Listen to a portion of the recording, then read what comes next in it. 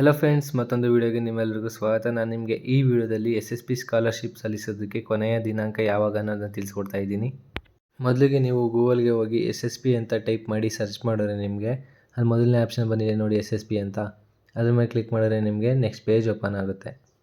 ನೀವು ಈ ಪೇಜಿಗೆ ಬಂದಮೇಲೆ ಹಂಗೆ ಸ್ವಲ್ಪ ಸ್ಕ್ರಾಲ್ ಡೌನ್ ಮಾಡಿದ್ರಿ ಅಂದರೆ ನಿಮಗೆ ಅಲ್ಲೇ ಸಂಪೂರ್ಣ ಮಾಹಿತಿ ಸಿಗುತ್ತೆ. ಏನಪ್ಪ ಅಂದರೆ, ಹಿಂದುಳಿದ ಕಲ್ಯಾಣ ಇಲಾಖೆಯ PUC, ITI, ಡಿಪ್ಲೊಮಾ ಮತ್ತು ಸಾಮಾನ್ಯ ಪದವಿ ಕೋರ್ಸುಗಳಿಗೆ ಅರ್ಜಿ ಸಲ್ಲಿಸಲು ಕೊನೆಯ ದಿನಾಂಕ 15/2/2025 ಅಂದರೆ ಶನಿವಾರ, ಅಂದರೆ ಇವತ್ತಿಗೆ ಕೊನೆಯ ದಿನಾಂಕ ಇದಕ್ಕೆ ಅಪ್ಲಿಕೇಶನ್ ಸಲ್ಲಿಸೋದಕ್ಕೆ. ಹಾಗೆ ನೆಕ್ಸ್ಟ್ ನೀವು ನೋಡ್ತಾ ಇರ್ಬೋದು, ಹಿಂದುಳಿದ ಕಲ್ಯಾಣ ಇಲಾಖೆ ವೃತ್ತಿಪರ ಪದವಿ, ಸ್ನಾತಕೋತ್ತರ ಪದವಿ, ವೃತ್ತಿಪರ ಸ್ನಾತಕೋತ್ತರ ಪದವಿ ಮತ್ತು ನರ್ಸಿಂಗ್ ಕೋರ್ಸುಗಳಿಗೆ ಅರ್ಜಿ ಸಲ್ಲಿಸಲು ಕೊನೆಯ ದಿನಾಂಕ 10ನೇ ತಾರೀಕು 3ನೇ ತಿಂಗಳು ಅಂದರೆ ಮಾರ್ಚ್ವರೆಗೆ ನಿಮಗೆ ಈ ಅಪ್ಲಿಕೇಶನ್ ಸಲ್ಲಿಸೋಕ್ಕೆ ಅವಕಾಶ ಇದೆ. ಹಾಗೆಯೇ PUC, ITI, ಡಿಪ್ಲೊಮಾ ಓದ್ತಿರೋರು ನೀವು ಇವತ್ತೇನಾದ್ರು ಈ ವಿಡಿಯೋ ನೋಡ್ತಿದ್ದೀರಾ ಅಂದರೆ ಈ ಕೂಡಲೇ ಹೋಗಿ ಅರ್ಜಿ ಸಲ್ಲಿಸಿ.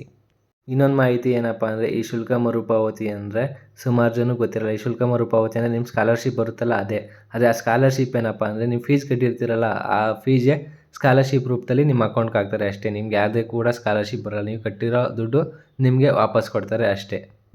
ಇನ್ನೊಂದು ಮಾಹಿತಿ ಏನಪ್ಪ ಅಂದರೆ, ನೀವೀಗ ಅನ್ಕೋಬೋದು ನಮಗೆಲ್ಲಿ ಸ್ಕಾಲರ್ಶಿಪ್ ಕೊಟ್ಟಂಗಾಯ್ತು, SC/ST ಸ್ಟೂಡೆಂಟ್ಗಳಿಗೆ ಮಾತ್ರ ಸ್ಕಾಲರ್ಶಿಪ್ ಕೊಡ್ತಾರಲ್ವ ಅದು ಇದು ಅಂತ. ಆ ಥರ ಏನೂ ಇರೋದಿಲ್ಲ. SC/ST ಸ್ಟೂಡೆಂಟ್ಗಳಿಗೆ ಏನಪ್ಪ ಅಂದರೆ ಸ್ಟಾರ್ಟಿಂಗ್ ಮಾತ್ರ 0 ಪೇಮೆಂಟ್, ಎಕ್ಸಾಮಲ್ಲಿ 0 ಪೇಮೆಂಟ್ ಮಾತ್ರ ಇರುತ್ತೆ.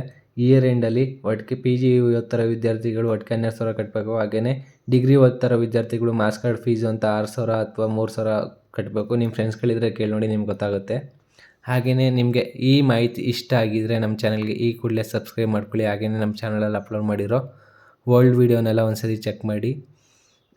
ಈ ವಿಡಿಯೋನ ಎಲ್ರಿಗೂ ತಪ್ಪದೆ ಶೇರ್ ಮಾಡಿ.